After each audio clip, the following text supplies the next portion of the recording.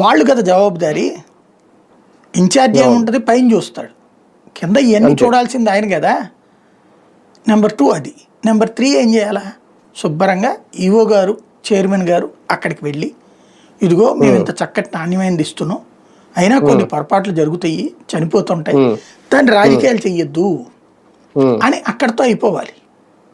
కానీ రాజకీయం వీళ్ళు చేస్తున్నారు. వాళ్ళ టైంలో ఎక్కువ చచ్చిపోయినాయి, అన్ని చచ్చిపోయినాయి, ఇన్ని చచ్చిపోయినాయి అని విజిలెన్స్ చెప్పింది. ఏం మరి ఎందుకు అరెస్ట్ చేయలేదు? అప్పుడు ఎవరిది లోపం?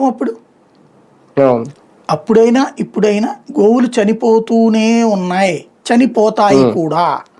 ఎందుకంటే అన్ని వందల ఆవులు ఉన్నప్పుడు అందులో కొన్నిటికి కొన్ని రకాలైన సమస్యలు వస్తుంటాయి. అయితే ఇక్కడ జవాబుదారీతనం కావాల్సింది ఏంటంటే, తిరుమల తిరుపతి దేవస్థానం క్రిందటిసారి ఆయన పేరేంటి, జవహర్ రెడ్డి గారు ఈవోగా ఉన్నాడు అప్పుడు.